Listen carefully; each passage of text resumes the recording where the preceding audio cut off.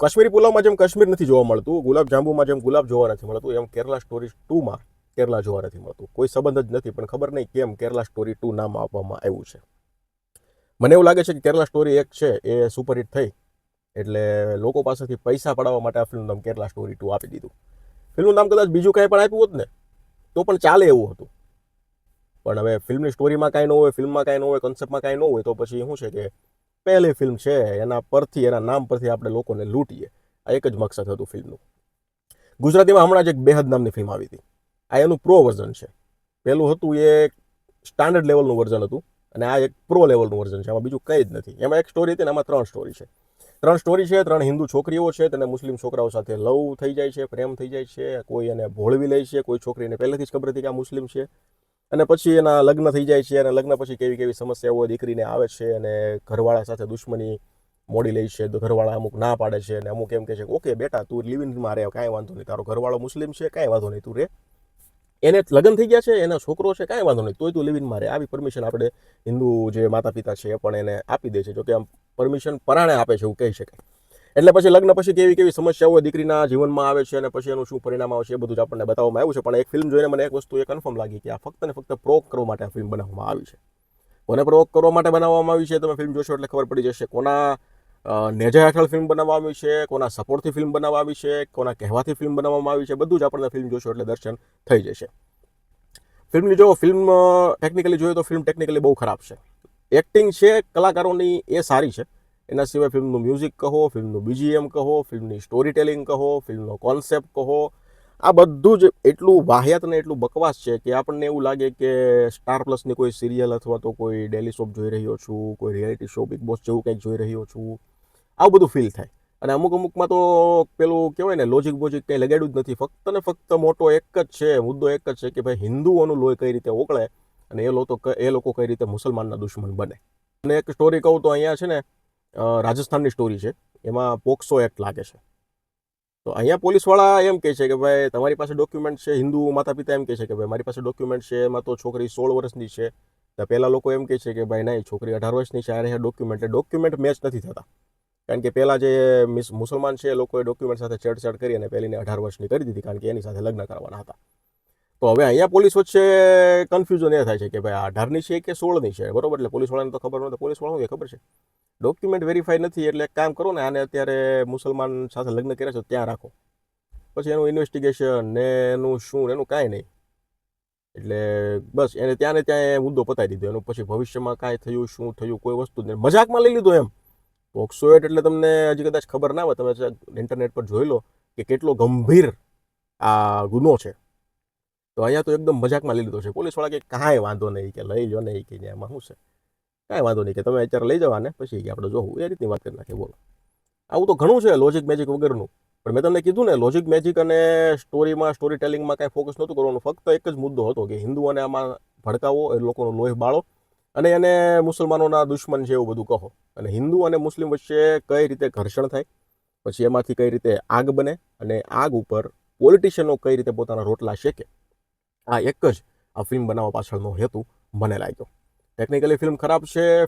ફિલ્મનો જે મુદ્દો છે, હું એમ નથી કહેતો કે 100% આ ફિલ્મ છે બકવાસ છે, આનો મુદ્દો છે, આ વસ્તુ થાય છે, પણ આમાં જે બતાવ્યું છે બધું એક્સ્ટ્રીમ લેવલનું બતાવ્યું છે કે યાર આપણને એમ થાય કે આટલું બધું થોડું હોય યાર, આટલું બધું થોડું હોય, કંઈક લિમિટમાં હોય. હવે આપણે એમ કહીએ કે સિગરેટ પીએ એટલે કેન્સર થાય, બરોબર છે? મહિનામાં એક સિગરેટ પીતા હોય, કેન્સર બધાને થાય, પણ મહિનામાં એક સિગરેટ પીતા હોય તો કે ઓકે થોડુંક રિસ્ક ઓછું છે. રોજની 5 ઠપકારી જતા હોય તો કે ભાઈ હા રિસ્ક વધારે છે, થોડુંક ધ્યાન રાખજે. તો અહીંયા તો કેવું કહી દીધું ખબર, તમે સિગરેટ પીશો એટલે ડાયરેક્ટ મરી જશો. આટલું એક્સ્ટ્રીમ લેવલનું બતાવ્યું છે. બોલિવૂડ છે ને, બોલિવૂડ એ હિન્દુ અને મુસલમાનોનું પેલો ફાયદો ઉઠાવી અને પોતાના રોટલાય શેકે છે, અને કોઈ પર્ટિક્યુલર પાર્ટી છે એના ધ્યાનમાં પણ આવે છે, અને એનો પણ થોડો ઘણો સપોર્ટ મેળવે છે. બોલિવૂડમાં તમને હું ઘણી ફિલ્મોના એક્ઝામ્પલ આપી શકું, જેમાં એ જ લોકોએ ઘણીવાર આપણને હિન્દુ અને મુસલમાન ભાઈ છે, બધા સાથે મળીને રહે છે, કોઈને કાંઈ ફરક નથી પડતો, જાતિ ધર્મ જેવું ભારતમાં કાંઈ છે જ નહીં, આવું આપણને ઘણી ફિલ્મોમાં બતાવ્યું છે બોલિવૂડવાળા. હું તમને અત્યારે એક એક્ઝામ્પલ આપું, સૂર્યવંશી તમે જોઈ લો. પેલો ગણપતિ બાપાવાળો સીન છે, એક બાજુ મૂર્તિ ઉઠાવી છે હિન્દુઓએ, એક બાજુ ઉઠાવી છે મુસલમાનોએ. આપણને બોલિવૂડે ત્યારે એવું બતાવી દીધું કે ભાઈ જો ભારતમાં કાંઈ નથી હો, હિન્દુ બિંદુ મુસ્લિમ બધા ભાઈઓ જ છે, બધા માનવતાનો ધર્મ સૌથી મોટો ધર્મ છે, આપણને એવું બતાવી દીધું. આના સિવાય ઘણી ફિલ્મો બતાવ્યું છે. પાછું એનું જ બોલીવુડ અત્યારે આવી ફિલ્મો બનાવે છે કે જે ફિલ્મો જોઈ હિન્દુઓમાં પણ લોહી ઉકળે, મુસલમાનોનું પણ લોહી ઉકળે, કારણ કે મુસલમાનો જે છે બરોબર બધાય આવા ન હોય, બધાય કાંઈ આવા ન હોય, એટલે એ લોકોનું લોહી ઉકળે જ ને મુસલમાનોનું કે ભાઈ આ અમારા પ્રત્યે આટલું બધું તમે નીચું બતાવો છો કે બધા થોડા આવા હોય, અને બધામાં બધા પ્રકારના લોકો હોય જ છે. અને આટલું બધું ફિલ્મમાં જોઈએ ને હિન્દુઓને એમ થાય કે ભાઈ જો અમારી દીકરીઓને આ પેલા લોકો કેવા ભોળવી દે છે ને પછી લગ્ન પછી કેવું કેવું કરે છે. એટલે ભણેલા ગણેલા લોકો હોય ને એ બધા પ્રેક્ટિકલ વિચારે. ફિલ્મો બે પ્રકારે બને, એક તો વોટ્સઅપ યુનિવર્સિટી, ઇન્ડિયન મીડિયા, આ બંનેના રેફરન્સ લઈને બને, અને એક રિસર્ચ પછી બને. કેરલા સ્ટોરી 1ના ડિરેક્ટરને જ્યારે પૂછવામાં આવ્યું ને કે ભાઈ તમે કેરલા સ્ટોરી 2 સાથે કેમ જોડાયેલા નથી, તો એને શું કીધું ખબર? મેં કેરલા સ્ટોરી માટે 10 વર્ષનું રિસર્ચ કરેલું, એના પછી ફેક્ટ સાથે મેં ફિલ્મ બનાવી છે. અને હવે કેરલા સ્ટોરી 2 તમે જુઓ તો તમને ખબર પડી જાય કે ક્યાંક ને ક્યાંક ઇન્ડિયન મીડિયાના રિપોર્ટ છે અને વોટ્સઅપ યુનિવર્સિટી, આ બે એક લેવલનું અત્યારે થઈ ગયું છે, ઇન્ડિયન મીડિયા અને વોટ્સઅપ યુનિવર્સિટી. એટલે આ બંનેના સહયોગથી જ આ ફિલ્મ બનાવ્યું હોય કેરલા સ્ટોરીઝ 2 એવું લાગે છે અત્યારે. આ મુદ્દો સમજવા માટે છે ને એક પ્રકારના ચશ્મા જે પહેરવામાં આવ્યા છે ને એ ચશ્મા ઉતારી અને પછી ફિલ્મ જોવો અને પ્રેક્ટિકલ વિચારો ને તો તમને ખબર પડે કે આ ફિલ્મ હકીકતમાં શું કામ બનાવી છે, કોના દ્વારા, કોના નેજા હેઠળ, કોના સપોર્ટથી આ ફિલ્મ બનાવી છે. તમે ચશ્મા ઉતારીને જોવો ને તો ખબર પડશે. પણ એક પ્રકારના કેસરી કલરના ચશ્મા પહેરીને તમે ફિલ્મ જોશો તો તમને એમ જ થઈ જશે કે પહેલો મારી દીકરીઓ સાથે, મારી દેશની દીકરીઓ સાથે આમ કરી નાખ્યું છે અને હવે તો હું આમ કરી નાખું, આમ કર્યું. એટલે આ શું છે ખબર છે? નાગરિકોને અંદરો અંદર ભડકાવવાનો એક પ્રયાસ છે.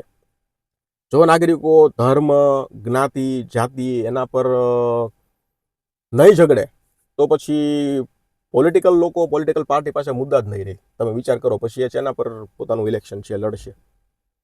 એટલે ફક્ત ને ફક્ત ભડકાવવા માટે આ ફિલ્મ બનાવવામાં આવી છે. વધારે સિરિયસ લેવાની જરૂર નથી. આ મુદ્દો છે, ભારતમાં છે, અમુક લોકો આવું કરે છે, પણ હવે એનું સોલ્યુશન સરકાર સિવાય કોઈ પાસે છે નહીં. એમાં તમે ને હું તો શું કરી લેવાના? સાવ એટલે સાવ આ મુદ્દો ભારતમાં છે જ નહીં એવું હું નથી કહેતો. આ વસ્તુ છે જ, આ વસ્તુ ખોટી છે, આ વસ્તુ થાય જ છે, પણ એ અમુક માત્રામાં હોય. આમાં જે બતાવ્યું છે એને માત્રા બાત્રા સાથે કાંઈ લેવા દેવા જ નથી. 100% બધી જો હવે પેલા લોકો છે એ બધા આવા જ છે. હવે આપણે મુસલમાનોને યાદ કરીએ તો આપણે અત્યારે તમે જુઓ તો ખાન સર છે, એ મુસલમાન જ છે ને, કેવું કામ કરે છે દેશ માટે.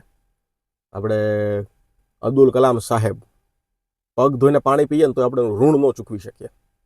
ઘણા છે એવા મુસલમાનો જેના પગ ધોઈને પાણી પીએ તો આપણે ઋણ ન ચૂકવી શકીએ. અને ઘણા હિન્દુઓ એવા છે કે જે ફક્ત ને ફક્ત હિન્દુત્વની ટોપી પહેરી અને પછી ભડકાવવાનું કામ કરે છે. એટલે મારો એક જ અહીંયા વિચાર છે, મુદ્દો છે કે માનવતા જે ધર્મ છે ને એ સૌથી મોટો છે. એના સિવાય તમે જે કાંઈ આ બધું ચશ્મા ને બધું પહેર્યું છે ને એ કાઢો, થોડુંક પ્રેક્ટિકલ વિચારો.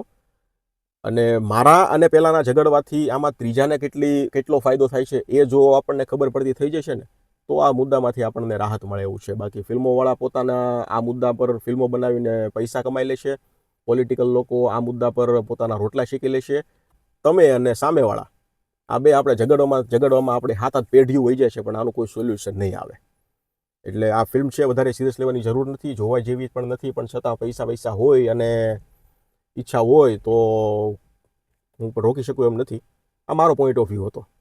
બાકી મને કોઈ સાથે કાંઈ લેવા દેવા નથી. હું એક જ ધર્મ માનું છું, માનવતા મારો ધર્મ છે. બધા મારા ભાઈઓ છે. મને જે ભડકાવે છે અને હું ઓળખું છું કે કોણ હું કામ મને ભડકાવી રહ્યું છે એની પાછળનું કારણ શું છે.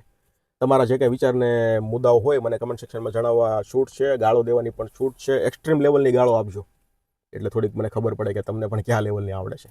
ધન્યવાદ.